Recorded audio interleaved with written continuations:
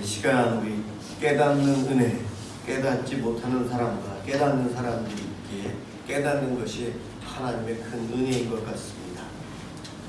건축 사무실에서 열심히 일하던 사람이 이제 은퇴할 때가 다 되어가고 있어요.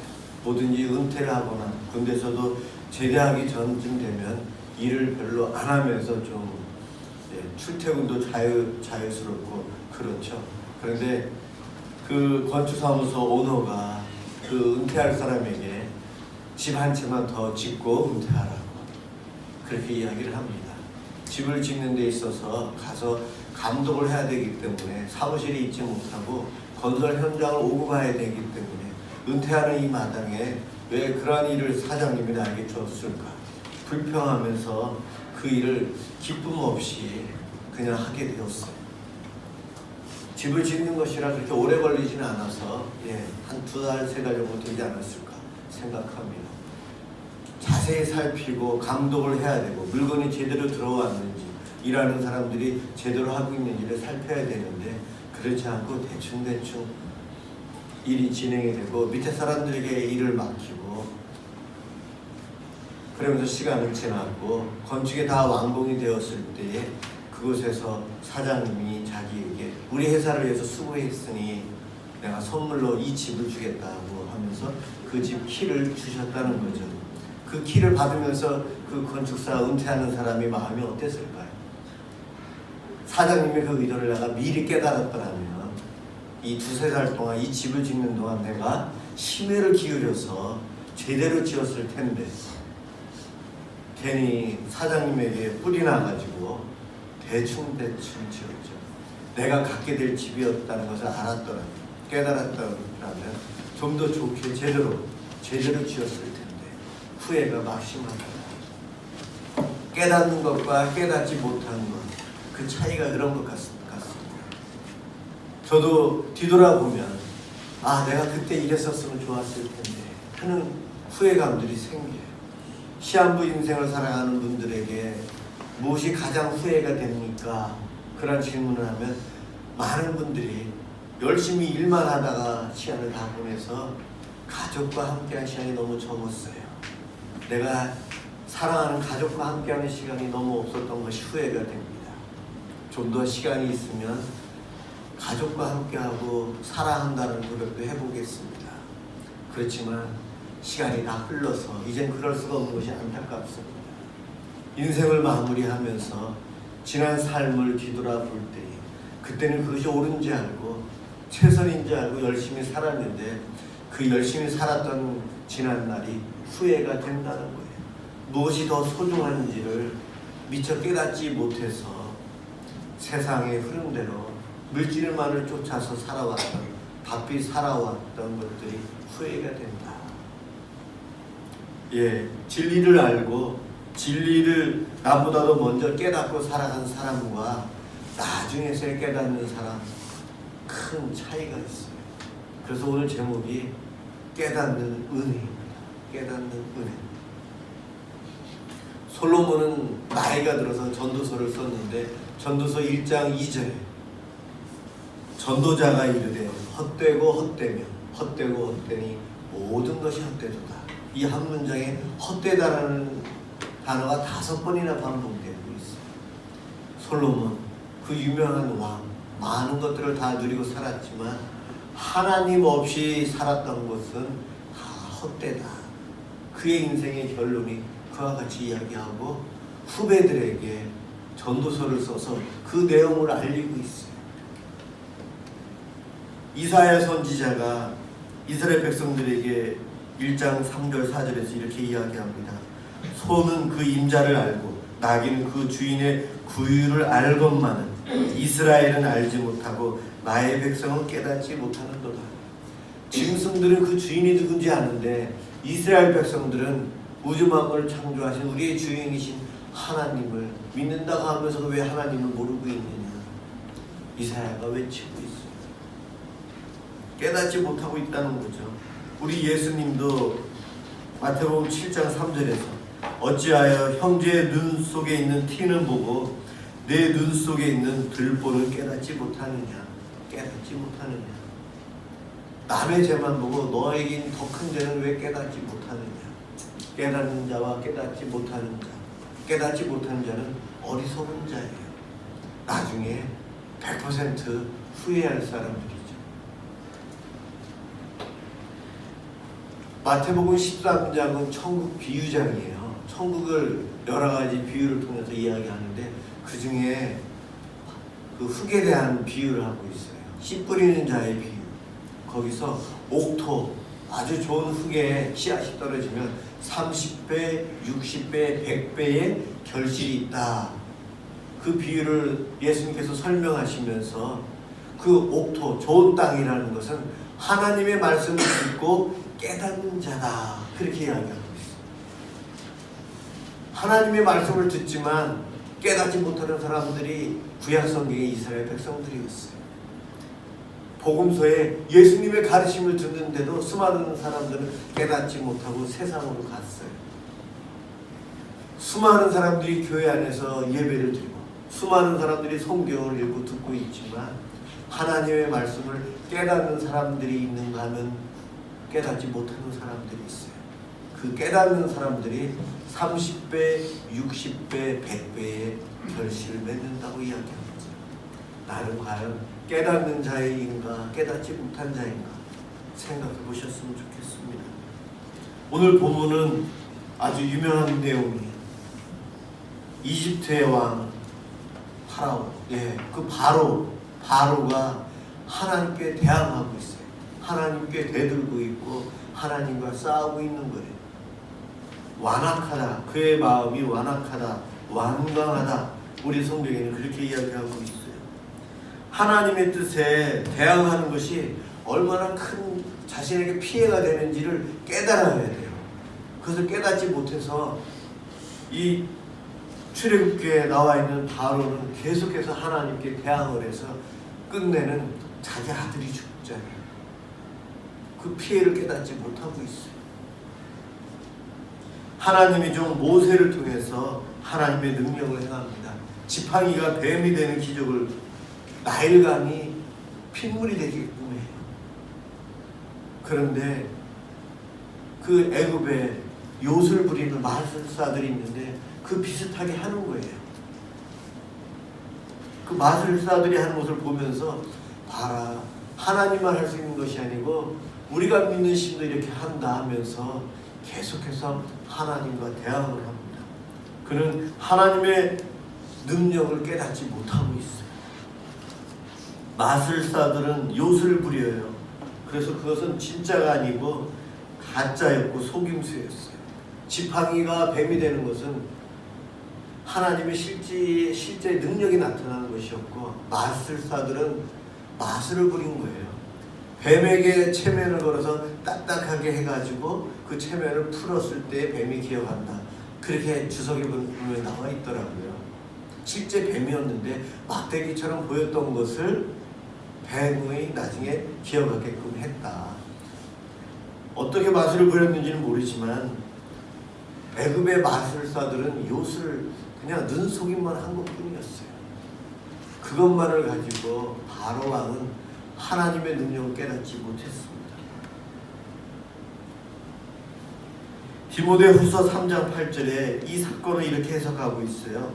얀네와 얀브레가 모세를 대적한 것 같이 그들도 진리를 대적하니 이 사람들은 그 마음이 부패한 자요 믿음에 관하여는 버림받은 자들이라.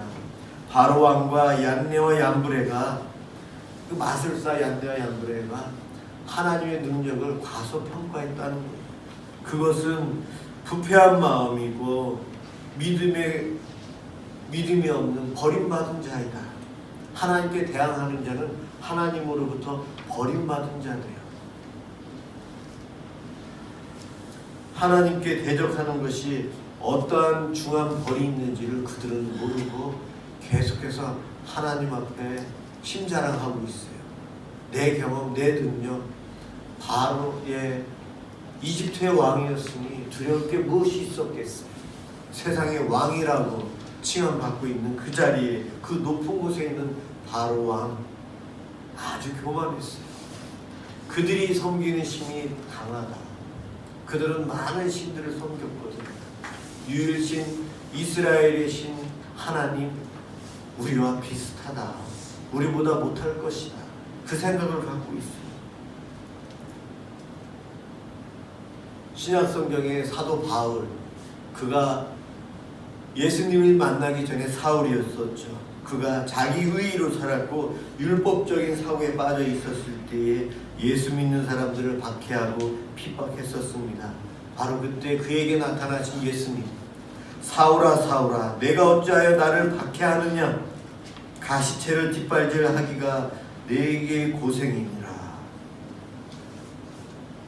하나님께서 그 사울에게 나타나서 하시는 말이, 너가 나를 박해하고 있는데 그것은 너가 자해하고 있는 거다. 가시체를 뒷발질하는 것 같다. 소를 끌다 보면 소가 일하기 싫어서 뒷발질을 한다는 거예요. 그 뒷발질할 때에 소가 아픔을 느끼게끔 쇠로 꼬챙이를 만들어서 갖다 대고 있는데, 거기다가 자기가 그 발로 걷어차니까 자기 다리만 아플 뿐이에요. 자해하는 거예요. 무모한 짓을 하는 거죠. 지금 사울이 예수 믿는 사람들을 핍박하는 것이, 예수 믿는 사람들을 핍박하는 것을 끝나는 것이 아니고 너를 해야 하는 거다. 그 말씀을 하시면서 예수님이 사울을 만나서 바울 되게끔 다메섹에 가는 길에서 이야기하신 거예요. 바로는 그것을 깨닫지 못하고 있어요. 자기 자신을, 자기 나라를 해롭게 하는 것을 모르고 계속해서 하나님께 대항하고 있습니다. 신약성경의 탕자에 비유해서 탕자가 깨닫지 못한 것이 있었어요. 아버지와 함께 사는 것이 행복이요, 아버지와 함께 아버지 밑에서 살아가는 것이 풍요로운 삶을 누리고 살아간다는 것을 그는 몰랐어요. 아버지의 잔소리를 듣지 않고 내가 하고 싶은 거 마음대로 할 수 있고 내 멋대로 사는 것이 행복으로 착각하고 있었어요. 그는 그래서 죽지도 않은 아버지가 죽었을 때 주실 유산을 미리 달라고 해서 그것을 가지고 멀리 외국에 가서 허랑방탕한 생활을 합니다. 그 생활이 정말 그에게는 행복이고 그에게는 천국인 줄 알고 살았어요. 그런데 몇 년 못 가고 가진 거 다 잃어버리고 친구들 다 떠나고 먹을 것이 없어서 남의 밑에서 짐승과 함께 살아가는, 그제서야 깨달았어요. 진작 깨달았어야 되는데 그제서야 깨달았어요. 아버지 집에 있는 종들은 나보다도 더 행복해요. 내가 아버지께 돌아가야 되겠다. 그제서야 깨달았어요. 그래도 다행이에요. 깨달았어요. 깨닫기만 하면 돼요. 늦더라도 깨달아야 돼요. 그는 깨달아서 아버지께 돌아가서 종이 아니고 아버지의 아들로 다시 회복이 되어서 풍성한 삶을 누립니다. 깨닫지 못했더라면 그는 아마 돼지를 치다가 굶어 죽었을 것 같아요. 질병에 걸려 죽었을 수도 있어요. 처참하게 외국에서 아무도 사람 대접하지 않는 그곳에서 아마 죽어갔을 겁니다. 그런데 그는 늦게나마 그래도 다행히 깨달았어요. 깨닫는 은혜가 있었습니다.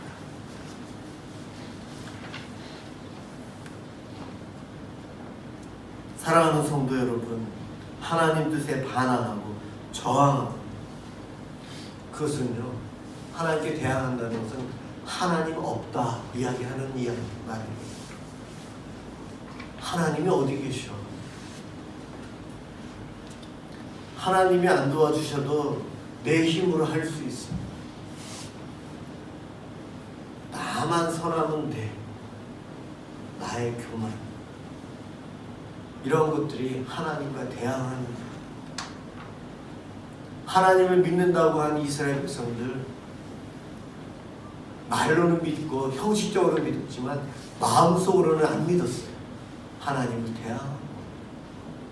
그래서 멸망의 길로 갔죠. 오늘 17절을 한번 보면은요,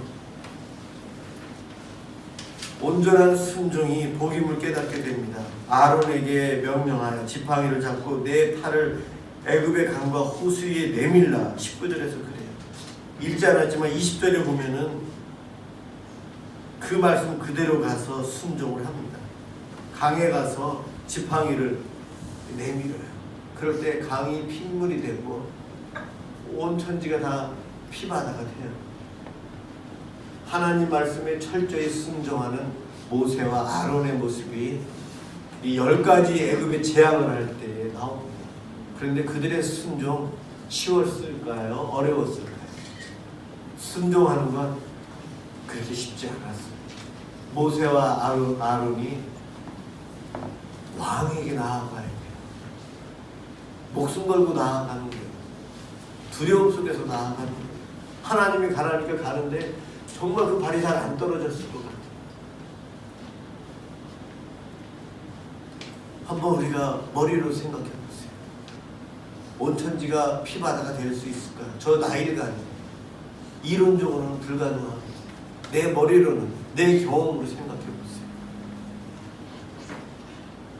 우리가 순종할 때에 내 자존심, 내 지식, 내 경험 이것 때문에 하나님께 순종하지 못하는 경우들이 참 많습니다. 그게 합리적인가?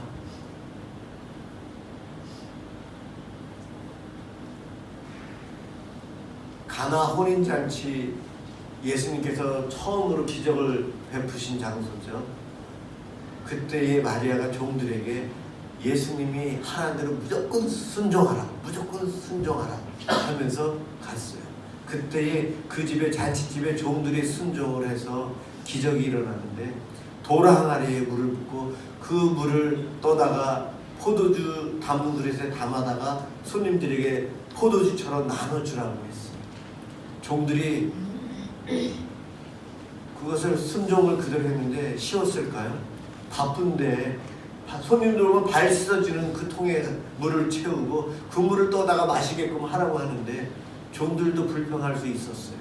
그런데 그대로 순종하니까 그 물이 포도주가 됩니다. 저는 그 본문을 보면서 왜 제자들이 하는 거 거기서 종들이 했을까? 예수님을 따르는 종들은 그때 초기였기 때문에 그렇게 순종하지 못하지 않았을까? 그런 생각도 좀 해보아요.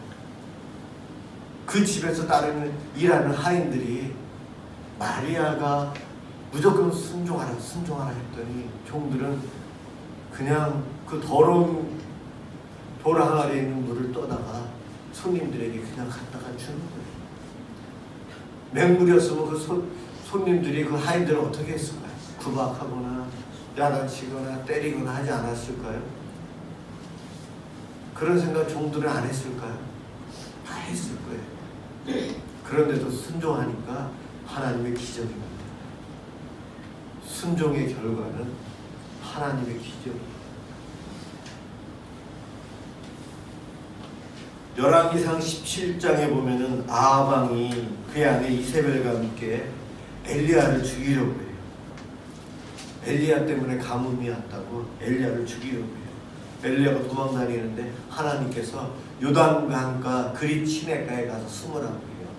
그릿 시내가 거기는 사실은 주석서를 보니까는 사람이 숨을 만한 곳이 없다. 그곳에서 먹을 식량을 구할 때도 없는 곳이다. 그런데 하나님께서 가라고 하니까 엘리야는 그대로 순종해서 그릿 시내가에 가요. 그런데 그날부터 하루에 2번씩 기적이 일어나요. 아침 저녁으로 까마귀가 떡과 고기를 날라다 주는 거예요. 떡과 고기. 제가 아주 좋아하는 본문이에요. 고기가 나오죠. 고기를 먹는 게 성경적이 아니다라고 누가 자꾸 이야기를 해가지고 네, 떡과 고기를 갖다 주는데 하루 2번씩 하나님의 기적을 베푼 거예요. 숨을 만한 동굴이 있는 것도 아니고 노출되어 있는 곳인데 그곳에 갔더니 하나님이 기적을 베푸세요. 이제 가뭄이 더 되니까 그릿 시내가에 물이 말랐어요. 이제는 이스라엘을 벗어나서 북서쪽으로 바닷가 쪽으로 이제 시돈 지역으로 가서 한 여인이 아들과 함께 사는데 그곳에 가서 살아라. 그곳까지 가요. 이번에는 좀 피할 수 있는 좀 좋은 곳이에요. 그러면 굉장히 멀리 도망가는 거예요. 그곳에 갔는데 그 여인이 잘 사는 부잣집이 아니에요. 먹을 것이 이제 마지막 남아있는 식량 항아리에 가루 하나 기름 주고 한 끼 식사가 남아있어요. 그런데 하나님께서 엘리야에게 그녀에게 그것을 달라고 해서 먹으래요.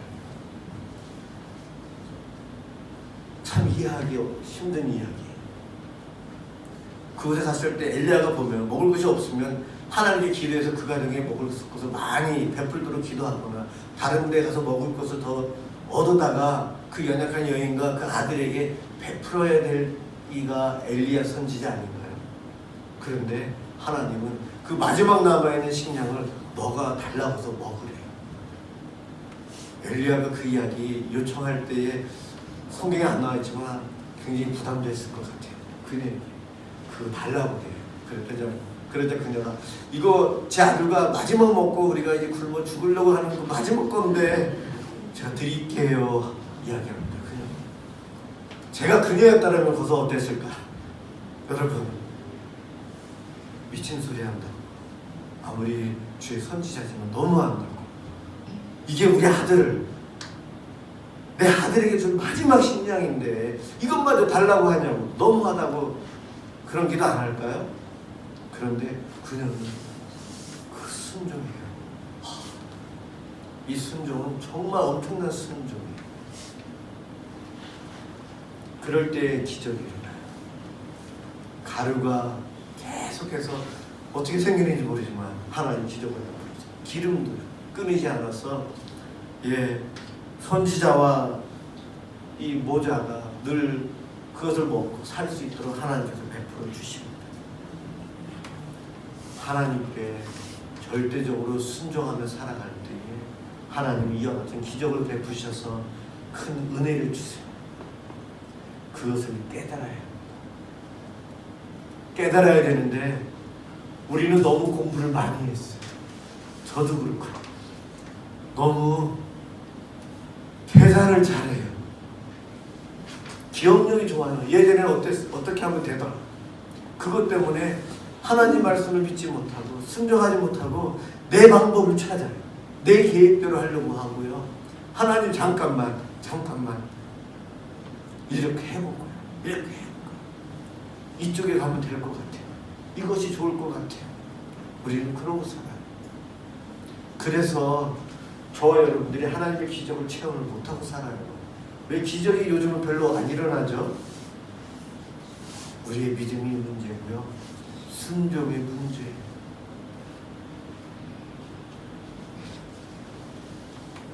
예수님이 고기를 잘 잡습니까? 베드로가 고기를 더 잘 잡습니까? 어부인 베드로가 더 잘 잡죠. 밤새도록 고기를 잡다가 한 마리도 못 잡아서 탈진한 상태가 되어서 오는데 예수님께서 깊은 데 가서 그물을 던지라. 순종하니까 그물이 찢어질 정도로 고기가 잡혀요. 전문가인데도 못 잡았는데 비전문가이신 예수님이 이야기하니까 순종을 합니다. 그럴 때 고기가 잡혀요. 우리가 하나님께 내 머리를 굴려서는 안 돼요. 내 경험, 지난날 내가 살아왔던 그것들 하나님하고 비교하면 안 돼요.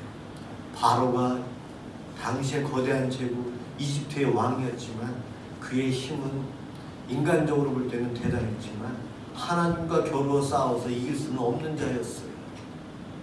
그런데도 교만해서 끝까지 하나님과 대항을 합니다.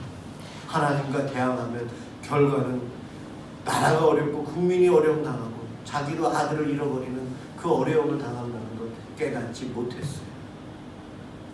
그냥 이스라엘 백성들을 선하게 보냈더라면 얼마나 큰 축복이 그에게 왔을까. 내 인생 살면서 내가 깨닫지 못해서 누리지 못한 것들이 얼마나 많은가. 주님은 늘 우리에게 말씀하세요. 그런데 귀 있는 자는 들을지언정 하는데 귀가 없는 사람 저 아직까지 못 봤어요. 귀가 이렇게 잘 있는 분 아직도 장애가 있는 분은 저는 못 봤어요. 못 듣는 분들은 계셨지만 귀 있는 자는 들을지어다. 그러면서 말씀하시는데 그 이야기를 못 들어요. 창세기에 요한계시록에 보면 귀 있는 자는 들을지어다. 이기는 자에게는 내가 멸관을 주겠다. 이기는 자에게는 내가 상을 주겠다. 계시록에 계속 그렇게 이야기합니다. 오늘 이 본문은 아직 결과가 안 나와 있지만 10가지 재앙을 통해서 바로는 패하고 하나님은 이기십니다. 승리하십니다. 저와 여러분들에게 그와 같은 승리가 기다리고 있습니다. 하나님 말씀에 순종을 통해서 하나님께서 베풀어 주시는 그 풍성한 은혜, 축제적인 삶, 우리가 이 땅에서 하나님의 자녀로서, 왕의 자녀로서 누려야 될 것을 더 누리고 살아가시길 주님의 이름으로 축원합니다. 기도하겠습니다.